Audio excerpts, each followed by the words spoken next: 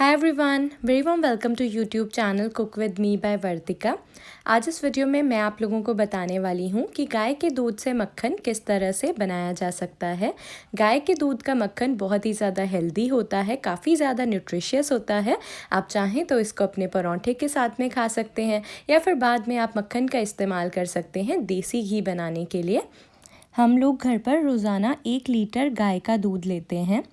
तो एक दिन जैसे गाय का दूध आया 1 लीटर, तो उसको हमने सिम फ्लेम पर उबाल लिया और फिर जब दूध को ठंडा करने के लिए रख दिया तो ऊपर मलाई की परत आ जाती है, तो उस मलाई को उतार करके एक बर्तन में रख लिया। इसी तरह से 4 दिन तक इस स्टेप को रिपीट किया।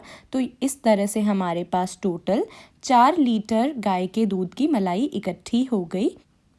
तो मलाई को आप फ्रिज में रखेंगे ताकि वो ठंडी रहे और ठीक रहे, ख़राब ना हो। और फिर बिल्कुल एकदम से साथ के साथ फ्रिज में से निकाली हुई मलाई का ही आपको मक्खन बनाना है, तभी मक्खन अच्छे से बन पाएगा। हमारी मलाई का ठंडा होना बहुत ही ज़्यादा ज़रूरी है। तो 4 लीटर दूध से लगभग 250 ग्राम मलाई इकट्ठी हुई है। अंदाजे से एक बड़ा कटोरा भर कर के मलाई है यहाँ पर मेरे पास, जो कि एकदम से ठंडी है। और इस ठंडी मलाई को अब आप मिक्सी में या फिर फूड प्रोसेसर में चर्न कर सकते हैं।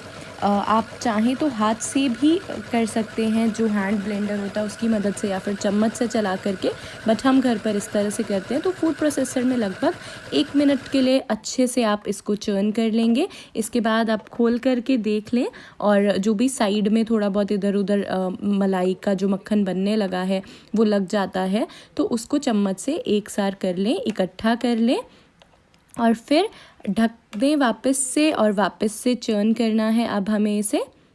तो लगभग फिर 1-1.5 मिनट के लिए हम फिर से मिक्सी को, फूड प्रोसेसर को चला देंगे। हर 1 से 1.5 मिनट के बाद लगभग आपको चेक करना होगा। टोटल 4 से 5 मिनट में ही मक्खन बन करके तैयार हो जाता है। तो अभी हमने अगली बार जब 1-1.5 मिनट के बाद चेक किया है, तो इस टाइम पर हम 6 से 7 टुकड़े बर्फ़ के डाल रहे हैं। ये मलाई से मक्खन गर्मियों के समय में बना रहे हैं, तो इसलिए इस तरह से प्रोसेस को फॉलो किया जा रहा है।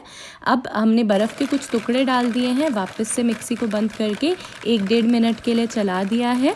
1 से 1.5 मिनट के बाद फिर से हम मिक्सी को खोल करके देख लेंगे। होपफुली मक्खन बन गया होगा। अगर नहीं बना होगा तो 1-1.5 मिनट के लिए हम दोबारा से फिर मिक्सी को चला लेंगे। चलिए अब हम खोल करके देख लेते हैं।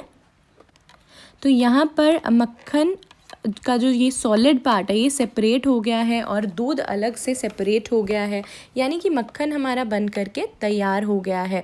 जब भी लगे कि ये अलग से मलाई का गाढ़ापन फॉर्म हो गया है, सॉलिड पार्ट अलग से दिख रहा है और इसमें से दूध अलग हो गया है, यानी कि वहाँ पर हमारा मक्खन बन करके रेडी हो गया है। तो इस टाइम पर अब हम मक्खन को और इस दूध के जो मक्खन का पानी निकल गया है, इस मिक्सचर को पतीले में ट्रांसफ़र कर रहे हैं। दूध वाले पतीले में ही हमने ट्रांसफ़र किया है, बेशक आप ना भी करें ट्रांसफ़र, कोई दिक्कत नहीं है। अब दोनों हाथों के बीच में इस तरह से मक्खन को बाहर निकाल लेना है। और अगर मक्खन निकलने में थोड़ी सी भी दिक्कत आए तो इस टाइम पर ठंडा ठंडा फ्रिज का पानी आप थोड़ा सा ऐड कर लें। लगभग 1/4 ग्लास इतना ही बहुत रहेगा, या फिर आधा ग्लास। बिल्कुल ठंडा ठंडा पानी होना चाहिए है।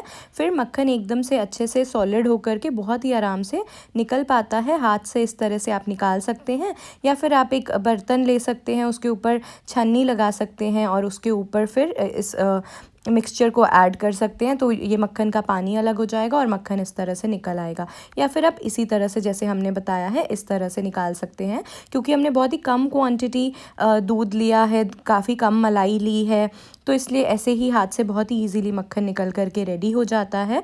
तो लगभग 4 लीटर दूध की 250 ग्राम मलाई से हमारे पास यहाँ पर 100 से 150 ग्राम मक्खन बन करके रेडी हो गया है। और जो मक्खन का पानी अलग हुआ है, इसको फेंके ना, वेस्ट मत करें। इसमें 1 ग्लास यानी कि 300 ml दूध डाल करके आप चाहें तो इससे भी पनीर बना सकते हैं। और पनीर कैसे बनता है उस वीडियो का लिंक मैं आपको डिस्क्रिप्शन बॉक्स में प्रोवाइड कर दूँगी। तो यहाँ पर बहुत ही ज़्यादा स्वादिष्ट, न्यूट्रिशियस गाय के दूध का मक्खन बन करके तैयार हो गया है। अगर आप अपनी वेट लॉस जर्नी में हैं तो आपको घर के बने गाय के दूध का मक्खन इस्तेमाल करना चाहिए है, बाहर का मक्खन इस्तेमाल बिल्कुल नहीं करना चाहिए है। आई होप ये वीडियो आपके लिए हेल्पफुल होगी। Thank you so much for watching. मैं मिलूँगी आपसे अपनी अगली वीडियो में। तब तक के लिए आप अपना ध्यान रखिएगा।